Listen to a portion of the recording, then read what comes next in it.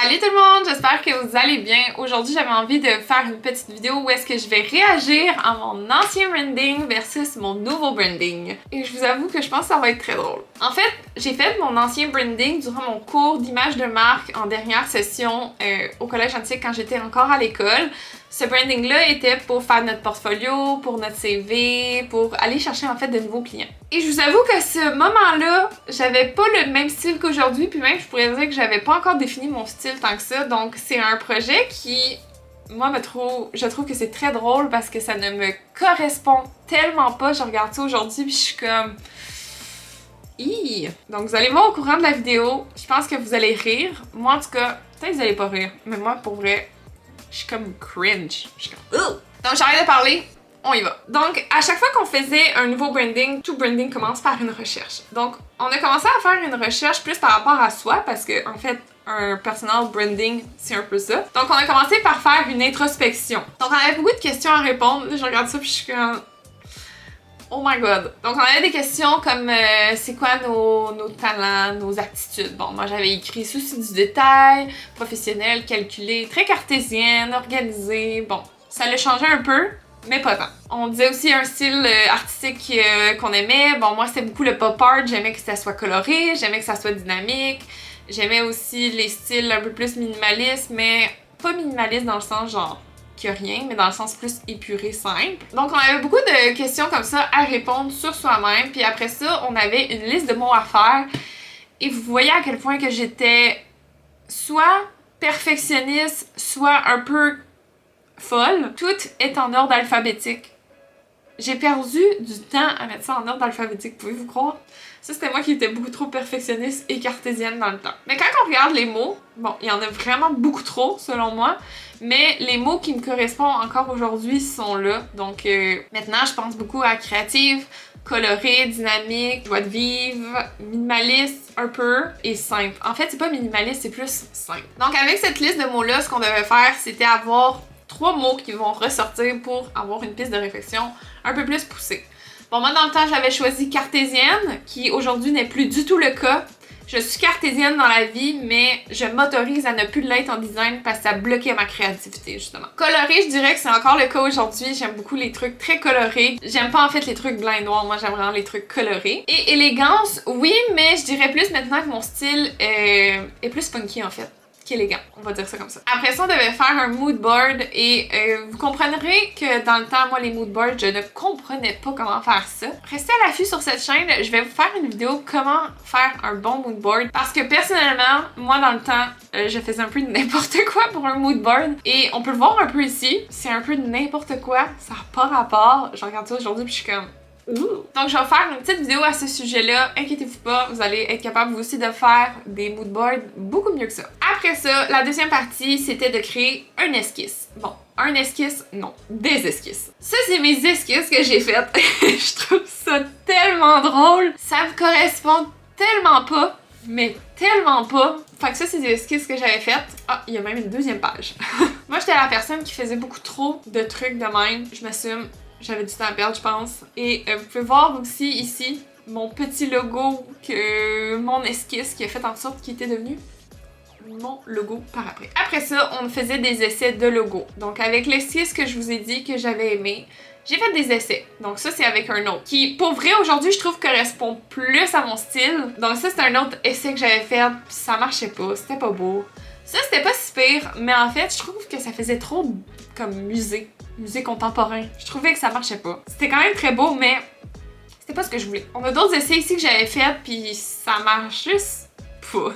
Ça marche pas. Finalement, j'étais arrivée avec celui-là, qui était pas si pire dans le temps, qui est pas si pire encore aujourd'hui, mais je trouve que ça me correspond tellement pas. Donc c'est pour ça que je suis comme... Ouh. Donc on a ici mon logo final qui finalement a été choisi pour ce projet-là. Puis après ça, l'autre section, c'était la variation du logo. Donc là, c'était la place qu'on essayait de faire des variations pour essayer, ok, qu'est-ce que j'aime mieux? Est-ce que j'aime mieux avec une petite ligne blanche? Est-ce que j'aime mieux par-dessus? Est-ce que j'aime mieux ce style-là? Fait que là, vous pouvez voir ici, j'avais vraiment essayé plusieurs styles, plus étroits, plus larges, plus épais, plus minces, des contours arrondis, des contours carrés. Vous avez vraiment une variété. Puis quand vous faites un logo, ça c'est super important d'essayer de faire beaucoup de variété parce que c'est jamais la première idée souvent qu'on va avoir qui va être la meilleure. Donc vous pouvez voir ici, j'avais essayé plusieurs styles pour que finalement je choisisse celui-là.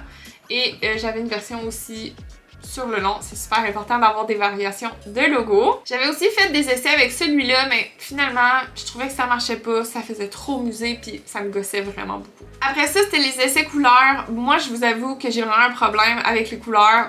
J'en fais beaucoup trop. Comme vous pouvez voir ici, j'ai beaucoup trop exagéré. On dirait que j'avais beaucoup de temps à perdre. Donc, j'ai fait des mix de logos, pas de logos, mais de couleurs. J'ai essayé toutes les couleurs possibles, du nuancier, je pense, pour finalement arriver à des couleurs que j'aimais quand même, qui étaient avec un petit dégradé, qui sont quand même représentatifs de moi encore aujourd'hui, mais je trouve que c'est juste le tout ne fonctionne pas. Et pour finalement arriver à cette proposition-là de couleurs, tout récemment, c'était encore ça, mon logo.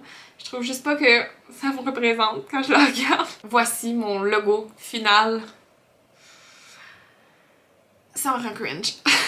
Je trouve tellement que ça me représente pas parce que je suis tellement une personne qui aime les logos funky, bubbly, bold, tout ce qui est très créatif. Puis pour moi, quand je regarde ça, je trouve tellement pas que c'est créatif. Et je le vois, c'est très différent de ce que j'ai actuellement. Donc c'est super important quand vous créez des logos de vraiment bien comprendre le message parce que justement, sinon vous allez créer des logos qui vous correspondent pas. Si jamais ça vous intéresse que je fasse une vidéo vraiment comment faire votre propre personal branding, dites-moi ça en commentaire, ça va me faire vraiment plaisir de vous faire ça en vidéo. Ça, c'est mon logo que j'avais avant.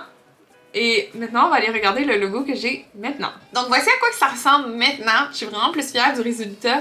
Je vous avoue que l'autre, j'étais un peu gênée quand j'envoyais mes documents parce que en fait, ça me représentait tout simplement pas. C'est vraiment poche quand vous faites un logo puis que le message que vous voulez véhiculer, ben c'est pas celui que vous véhiculez vraiment. Donc moi, c'est ça aussi que j'avais de la misère avec mon ancien logo, c'est que je trouvais que je proposais mes services en tant que designer graphique, mais mon logo en tant que tel répondait même pas à mes propres besoins.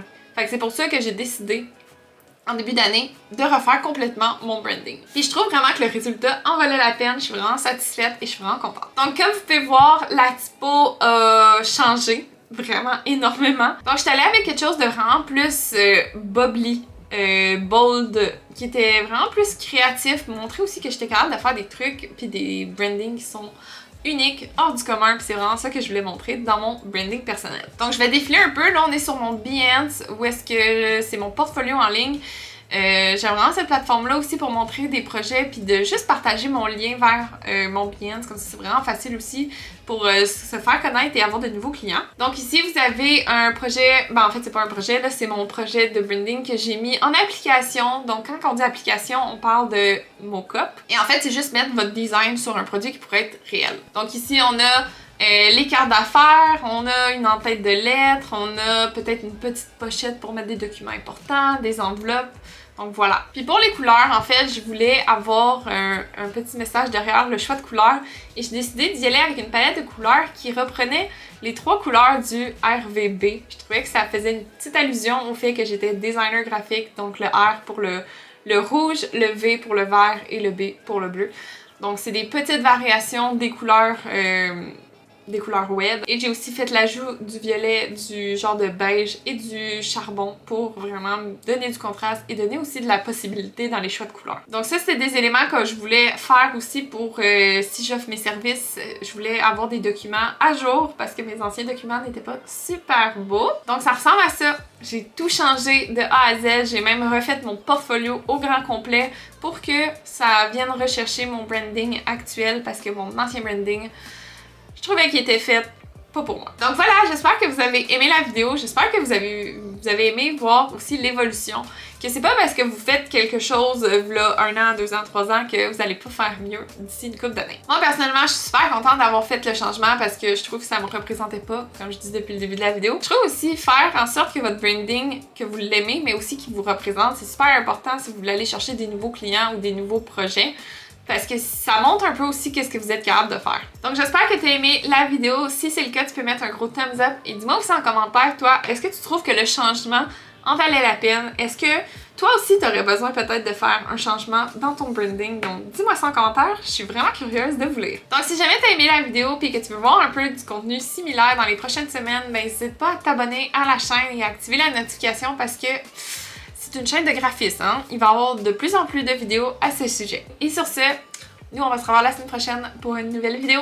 Bye tout le monde!